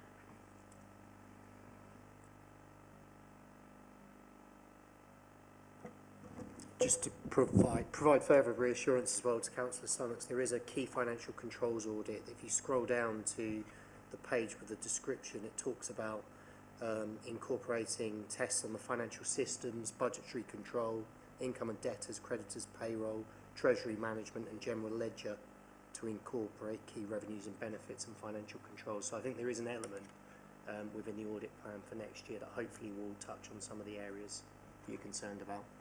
That will give the external audit, having been there, that'll give them some comfort. Thanks. Okay, thank you. Thanks for that, Hayley. Has everybody happy to agree the detailed internal audit plan as it's been presented? Okay, lovely, thank you very much. If we can move on to item 8.2, which is the annual review of business continuity and emergency planning. Absolutely, and I'm going to cover this one for you as well. Unfortunately, Lauren, who's our resilient officer, couldn't be here tonight, so I'm afraid you're going to have to listen to me again. Business continuity is an important part of our risk management framework here at Colchester. It's making sure that we can carry on providing our services if we have an interruption, and that business continuity is about internal interruptions.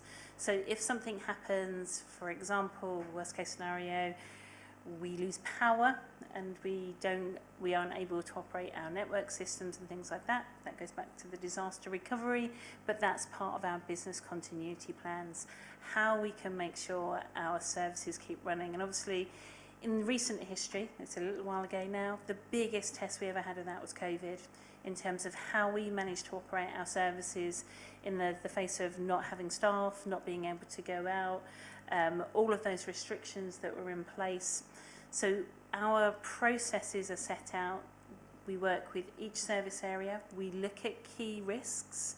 We look at the key services, and our senior management team identify key business areas where we need to make sure we're carrying on providing services regardless. So I'm sure you can think of a few off the top of your head. For example, benefit payments.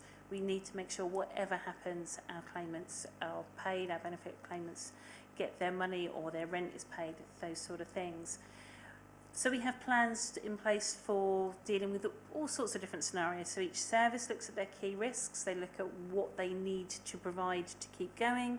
We also look at different scenarios. So we look at what might happen if, for example, we have a power failure, if we have another pandemic, if we have fuel shortages. So I don't know if you've seen on the news recently about in other parts of the country where people are queuing up to fill up with fuel because of what's going on in the wider world at the moment.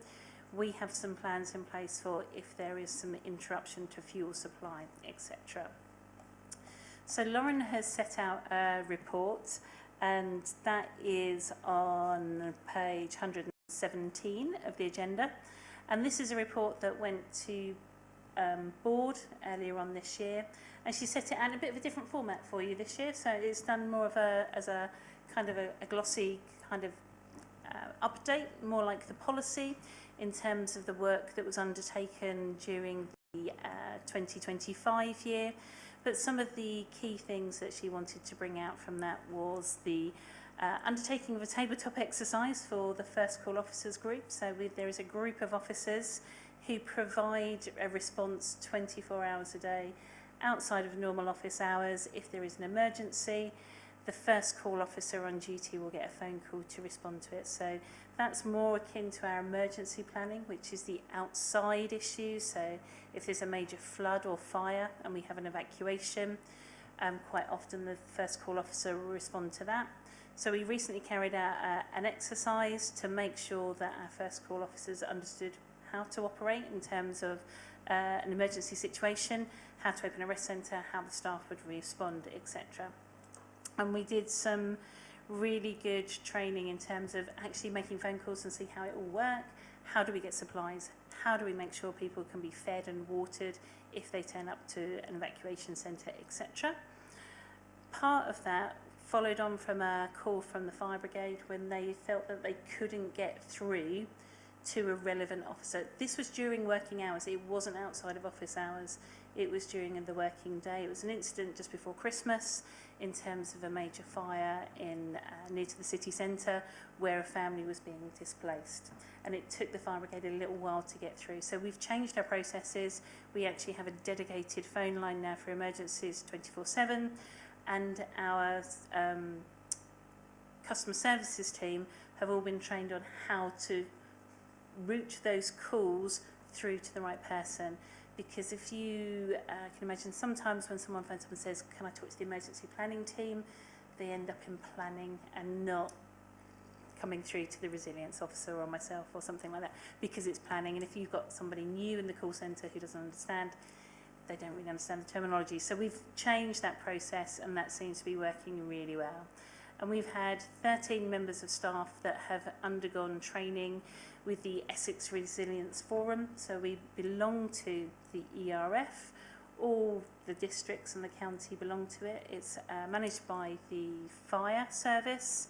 And actually, it's a really strong group that looks at how Essex would respond in the event of an emergency. So there's some Essex-wide plans that we sign up to, and that strengthens our relationship with our neighbours for mutual aid and things like that. So we do have a business continuity strategy. It's not like the risk management strategy, so it doesn't form part of the policy framework, it's not part of the constitution. However, it's really good for us to have a strategy that sets out the roles and responsibilities, and for that to be reviewed on an annual basis and to report that to yourselves to give you that assurance that we can continue to provide our services if something were to happen. And I'm happy to take any questions.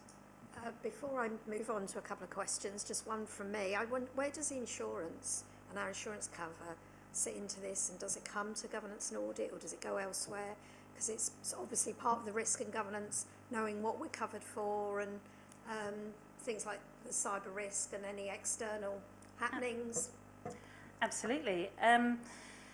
You'll probably be really surprised to know that I'm also responsible for insurance. So along with everything else that we do as part of our risk management framework, it is an important part of, as most of you are aware, when you are managing risk, one of the options you have is to transfer risk. And the most normal way to transfer risk is to buy an insurance policy for it. So we have a very comprehensive insurance program. We have somewhere in the region, off the top of my head, probably about 17 or 18 different types of cover. And it is one of our biggest expenditures. So we probably spend in the region of £1 million a year on insurance premiums. It doesn't get reported anywhere. I've not done a report to it. I do report to the portfolio holder every 5 years when we do the tender, and I do a summary of the insurances, of the tender process and how we report it. But it does form part of our risk management framework. But I'm happy to bring a report to you to give you some sort of oversight. To give you some background and some oversight. Would be good, yeah. Probably won't be able to do it for the next meeting, but I could probably do it for the one in June, the first meeting of the new municipal year, if that's something that you would like. Yeah, I think so. I think that's necessary, just to, as part of the puzzle, really. Okay, so I think Councillor Harris, you had a question? Yes, thank you, Chair. I was very pleased to see the write-up and the paragraphs on the FCO review, because you've seemed to have, or your office seemed to have taken the lessons learned and adapted the procedures to happen. Now, the worst thing that can ever happen, I used to be on the rail, I used to work as a railway engineer and on emergency call-out, etc. Is standing there on a phone waiting for 10 options, 12 options to go through and tick down to actually get to a human so you can push the emergency button. You seem to have cut through that, so I'd salute that, and I hope that's going to be working well. You'll do further reviews, I guess, moving forward. Thank you for that, Councillor Harris. Yes, obviously it's something that we keep monitoring. So as FCOs, we have regular meetings, we have regular training sessions. We meet every other month. We go through any particular changes to our policies and processes, and we review all of the contacts that we've had. So we will go through on a kind of 2-monthly basis all the call-outs we've had as FCO. So what I would say is we don't tend to get that many. So we do 2-week stints each, and I'm tempting fate, but touch wood. We don't get too many during those 2 weeks. I might have 1 or 2 phone calls when I'm on duty for 2 weeks out of hours, but it can depend. A lot of it is also weather dependent. So when we have severe gales and things like that, there's a lot more contact. Has anybody else got? Yes, Councillor Sunner. Yes, I'd like to back up Councillor Jay's very good question on insurance. Be very interested to hear what we're spending £1 million a year on, and I would add the comment that when you do your review, think: do we really have to insure for all these things? Because as a council, you know, if you look at the pattern over the years, has it just been a flat line of claims? What we must insure against is the big the big ones that will really hit our bottom line. But I'm increasingly advocate of believing that insurance is a huge waste of money, and that they have us over a barrel on it, and they scare us. And I'm sure a risk-averse council will be an absolutely ideal victim for them. So a little bit of sonic cynicism there coming into it. And then I suspect this business continuity stuff is something we do rather well, because you guys are battle-hardened. You're like Ukrainian drone operators. You're not sitting there talking about the theory of drones. You've been through it with COVID. And there's nothing more fun, there's nothing more dull than looking at processes and procedures, and there's nothing more fun than hearing the battle stories. So my simple question is this: what did we learn from COVID? Tell us some stories. How many stories would you like? I think the biggest thing we probably learned from COVID is that actually as an organisation we are really adaptable.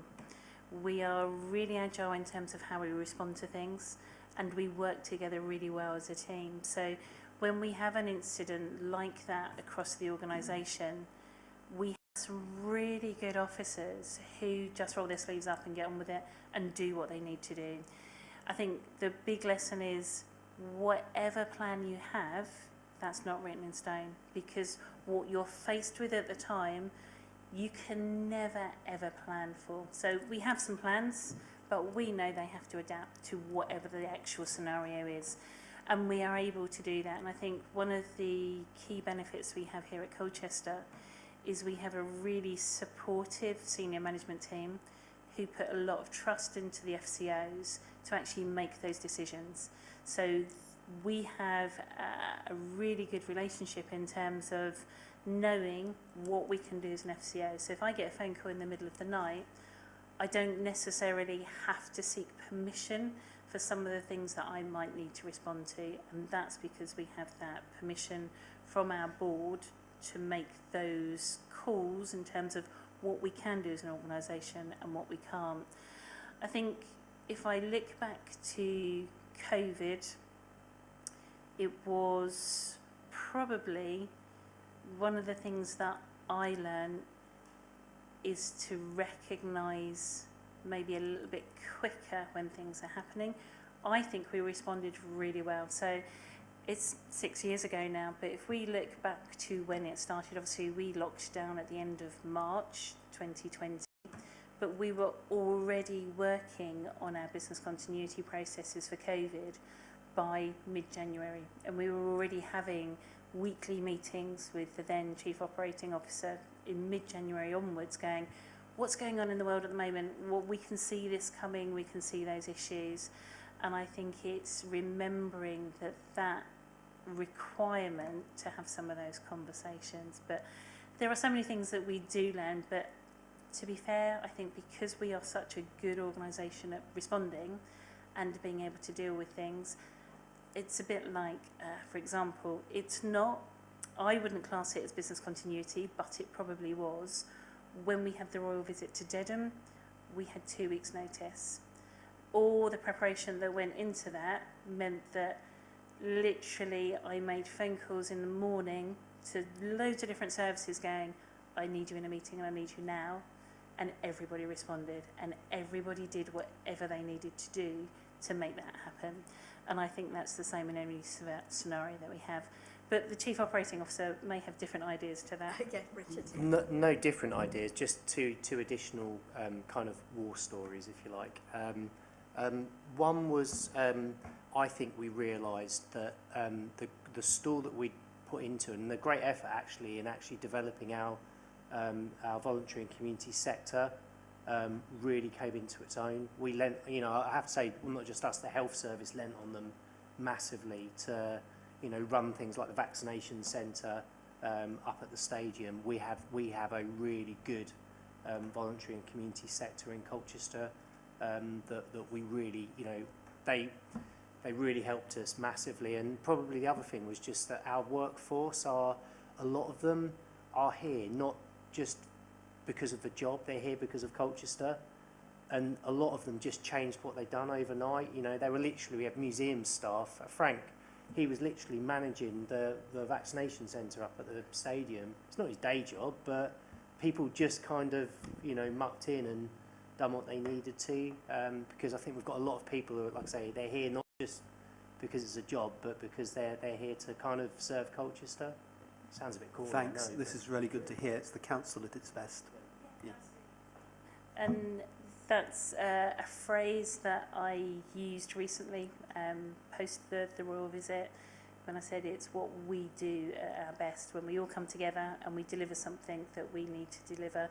And nobody that I spoke to said they couldn't do something, everyone said, yep, what do we do and how do we do it? Let's get it done. So I think that's really good. And I just wanted to come back on your point about insurance, Councillor Sunnox. We actually review whether our cover is appropriate on a very regular basis, and I am just going through that process. We've appointed new brokers. I'm going through a cover review with them at the moment. They've got details of our policies to make sure that they are still appropriate for our needs, especially going into LGR, because we're working with our partners across Essex looking at insurance arrangements, because it is going to be a fundamental part of any new organisation, and understanding what's insured and down to the buildings themselves. And we don't insure everything. So you'll be pleased to know we don't insure property from the ground up. We take £100,000 excess on property claims, and we manage that ourselves in-house. So we have an in-house fund that we pay for the smaller stuff. We only insure for the catastrophic claims over that limit. So we do that balance. But as part of the report, what I'll do for you is set out all the policies that we have, what it covers, and what the excess levels are, so you can see, and I'll put some claims trends in there for you as well, so you can see how many claims we've got. Thank you, Hayley, that's really helpful. And as a fellow of the Chartered Insurance Institute, I don't think I agree that insurance is a waste of money, but I might. Anyway, yeah, Councillor Dundas. Yeah, just on that. First, it's really interesting about the COVID. I can't believe it was 6 years ago, almost this month, isn't it? But I think made some really good points there. I've always understood in insurance that we do sort of benchmark against. We do self-insure to a certain extent, and we do look at the value of taking out external insurance versus self-insuring some aspects. Although I would just like to know, for my own knowledge, are we insured against somebody deciding to tip a cup of hot chocolate into a live electric socket? Well, there's a couple of insurance covers that would be in place for that one. So there would be public liability if you actually damaged somebody else, injured somebody else. We would have property damage if you set fire to the property, and personal accident if you injured yourself. So we would have several covers, but I will give you all of those details so you can actually do that review and you can see for yourself. So in terms of that self-insurance, yes, we do. We have several covers where we take quite high levels of excess to bring that cover premium down. There are things that we have to insure, so we have to have motor vehicle insurance. I would say we do have some claims because we run our own refuse fleet, and it's always a difficult one. They're always going to have issues. We have a very tight built communities, shall I say, in Wivenhoe and Newtown, and if you're trying to manoeuvre one of our vehicles around those, you can have some issues, but I will go into more details for that so you can do a full review. That's lovely, thank you very much. So are we happy on that basis to accept the work undertaken and endorse the strategy? Okay, lovely, thanks. Thank you very much, Hayley. Okay, item 9, the work programme for 25-26. Just a couple of things, if we can put the insurance oversight in there somewhere. We were talking about budget and further answers on the budget earlier this evening. I think perhaps the next meeting we're going to be focusing on the year end 24-25. So that was more a sort of financial question for upcoming in the budget. We should perhaps roll that into the next financial year, municipal year. But are there any other updates in terms of the work programme?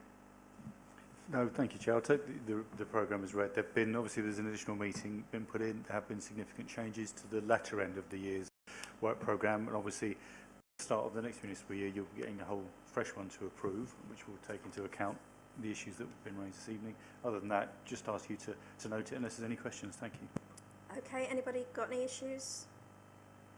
Okay, thank you very much everyone for this evening. Meeting's closed.